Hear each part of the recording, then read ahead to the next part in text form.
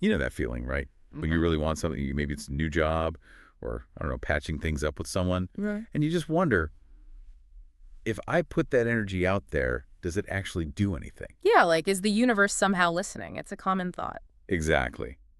And that brings us right to our topic today, the law of attraction. It's this whole idea that suggests basically your thoughts, your feelings, they have a real pull attracting similar things into your life. Hmm.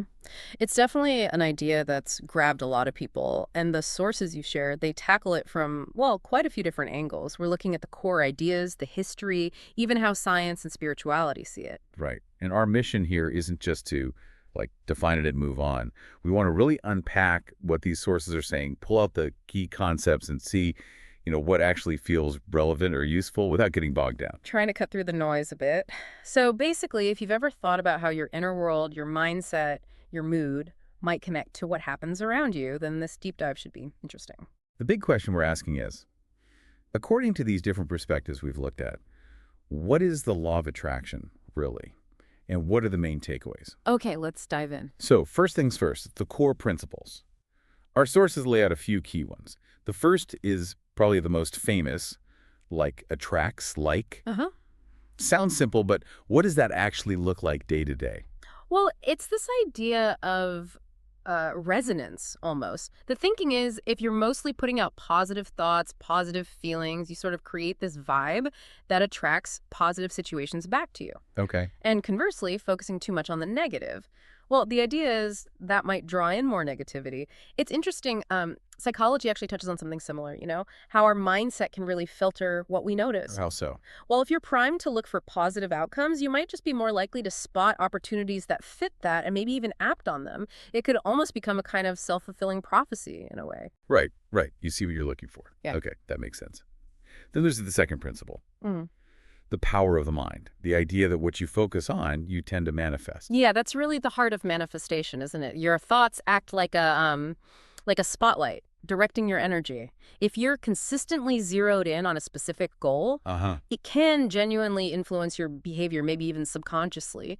You start making choices that steer you closer to it. It's less about magic, maybe, and more about aligning your internal state with how you act in the world. Okay, less waving a wand, more steering the ship. Got it. Hmm. And then there's this concept. You are a magnet, attracting energy that matches your vibration. Now, vibration, that sounds a bit abstract. What kind of energy are we talking about? Yeah, vibration can sound a bit out there. Think of it less literally, maybe more like your overall state of or your dominant thoughts, your usual emotions, the beliefs you hold deep down. Okay, your general mood and outlook. Pretty much. And the law of attraction suggests that state is what attracts similar kinds of energy or experiences back. So, for instance, someone who genuinely practices gratitude might find they notice more things to be grateful for, which just reinforces that feeling. Ah, I see. It feeds itself. That's a clearer way to put it. Okay, then we get to the more action-oriented part. Ask, believe, receive. Let's break that down. Ask seems clear enough. Know what you want. Yeah, and clarity is really key here. The more specific you are, the clearer the signal you're sending, not just metaphysically, but also to your own brain. Knowing exactly what you're aiming for helps you focus and spot those opportunities. Right, prevents fuzzy goals. Yeah. Then believe. Ah. This sounds like more than just hoping. Oh, definitely. It's about cultivating a real, genuine faith that what you want is actually possible for you. And crucially, acting like it's already happening or on its way. Acting as if. Exactly. That belief can be incredibly powerful. It changes how you carry yourself, the actions you take, your persistence when things get tough. If you truly believe it's possible, you're more likely to do what it takes. Okay. The last step, receive. Being open and gratitude comes in here too, right? How does being thankful fit in? Gratitude is seen as a huge amplifier in this framework. When you focus on appreciating what you already have, you shift your whole energy from lack to abundance. Hmm. And that positive focus, that feeling of already having enough, is thought to make you more receptive, more open to noticing and welcoming new good things into your life. It's like priming the pump, creating this positive loop. Interesting. So those are the main ideas. Now, how do people actually, use the law of attraction? Mm, Our sources mention some common practices. Visualization is a big one. right, visualization. This involves creating really detailed mental images of what you want, but as if it's already real. You try to bring in the sights, the sounds, the feelings. So really immersing yourself in that future success. Exactly. It's like a mental rehearsal. It strengthens your belief that it's possible, clarifies the goal, and sometimes it even helps you subconsciously spot the steps you need to take to get there. Makes sense, like practicing in your head. Mm-hmm. Then there are affirmations. Yep. Positive statements you repeat regularly. Things like, I am capable, or good things flow to me easily. Right. The idea here is to consciously overwrite those negative limiting beliefs we all have. That constant repetition is meant to gradually reprogram your subconscious thinking, shifting your default mindset over time. Okay. And we mentioned gratitude already. What about vision boards? People putting up pictures of their goals. Vision boards work on a similar principle to visualization, but, well, visually. They're collages, images, words representing what you want. Having that physical reminder keeps your goals top of mind. Like a constant little nudge. Yeah, it keeps your focus sharp, influences your subconscious, and can really boost your motivation to take action towards those things you've put up there. It's like setting your intention visually. Cool. Now, you mentioned earlier this isn't exactly a new idea. Our deep exploration source really digs into the history. Oh yeah, far from it. The roots go way back.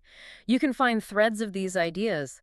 The power of thought, mind influencing reality in ancient philosophies from Egypt, India, Greece. Really? Wow. Yeah, these old wisdom traditions often talked about how the mind and the world outside are connected. And there's the Hermetic stuff, right? The Kybalion and the principle of mentalism. Yeah. Something about the universe being mental. Exactly. The all is mind. The universe is mental. It's a pretty deep philosophical idea suggesting that everything kind of originates from consciousness or thought, that our inner world isn't separate from outer reality. That's a big concept. The source also mentioned the New Thought movement, 19th century U.S. That sounds like a more direct ancestor. It really is. New Thought brought these ideas into a more, let's say, practical focus for many people. It emphasized using positive thinking, spiritual awareness, mental focus to improve your health, your finances, your life overall. So focusing on inner power to shape reality. Precisely. They really pushed the idea that individuals have this inherent ability. So yeah, the law of attraction, as we know it today, definitely stands on the shoulders of these older traditions and movements. Fascinating to see that lineage. Okay, let's switch gears a bit. The science perspective. This is where, as you said, it gets a little more tricky, according to the sources. Right. This is important. Some proponents try to link the law of attraction to quantum physics. The observer effect, how watching something changes it at the quantum level. Uh-huh. I've heard that connection made. But, and this is a big but, the sources are clear that this link is highly speculative. Mainstream science doesn't really support applying quantum effects in this way to, like, manifesting a parking spot. The scales and mechanisms are just totally different. So it's an analogy at best, not proof. Pretty much. However, the sources do point out some interesting overlaps with established science, like neuroplasticity. Ah, yes, the brain's ability to change itself. How does that fit in? Well, think about it. The idea that consistently focusing on positive thoughts, doing affirmations, practicing visualization, that this can actually change your mindset and behavior, that fits really well with neuroplasticity. Because you're strengthening certain pathways in the brain. Exactly. You're essentially training your brain, reinforcing positive neural connections through repetition and focus. You can genuinely shift your habitual ways of thinking and reacting over time. That's actually pretty powerful. The brain physically changing. What about psychology? Things like CBT or positive psychology. Yeah, there are definite parallels there too. Cognitive behavioral therapy, CBT, is all about identifying negative thought patterns and actively replacing them with more constructive ones to change feelings and actions. Sound familiar? Very. And positive psychology studies what makes people happy and fulfilled, things like optimism, gratitude, a growth mindset. So while neither field says, yes, the law of attraction is a universal law, they absolutely back up the core idea that our thoughts and beliefs have a huge, measurable impact on how we feel and what we do. So the mindset part has scientific backing, even if the cosmic ordering part doesn't. That's a good way to put it. And the sources are careful to point out that the law of attraction, especially in its popular simplified forms, is generally seen as pseudoscience because it lacks that hard, testable, empirical evidence for the overall law itself. Right, that's a really important distinction. Okay, so we've got the scientific angle, the debated parts, and the overlaps.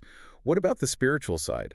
For a lot of people, this is a spiritual concept. Absolutely. From a spiritual viewpoint, it's often framed as a basic principle of how the universe works, an interconnectedness between your own consciousness and some larger intelligence, energy, or, the divine. So the idea is your thoughts and intentions ripple outwards. Kind of. Yeah. That they send out these vibrations, these signals that resonate with and attract similar energies or experiences back from the universe or from God or whatever framework you use. And practices like meditation or visualization then become ways to... Gunin. Yeah, exactly. They're seen as ways to consciously align your personal energy, your intention, with that larger universal flow, to connect more deeply with that higher power or the energetic fabric of reality. It's less mechanical, perhaps, and more about co-creation. Co-creating with the universe. Yeah. Okay, so let's try and wrap this all up. What are the big takeaways from this deep dive into the law of attraction sources? Well, I think the core message is that our inner world, our thoughts, feelings, beliefs, seems to have a really significant influence on our experiences. We saw the main principles, like attracts, like the power of focus, being an energetic magnet, and the ask, believe, receive process. And the practices people use, like visualizing, affirmations, gratitude. Right, all aimed at aligning that inner state with desired outcomes. We also touched on the history, seeing it's not new, with roots in ancient thought and movements like New Thought. Then the science bit, the quantum links are shaky, but there are real connections to neuroplasticity and psychology regarding mindset's power. Though importantly, it's still largely seen as pseudoscience overall. Correct. And finally, for many, it holds deep spiritual meaning, connecting personal intention with a larger universal energy or intelligence. So it really brings us to a fascinating point for you listening to think about.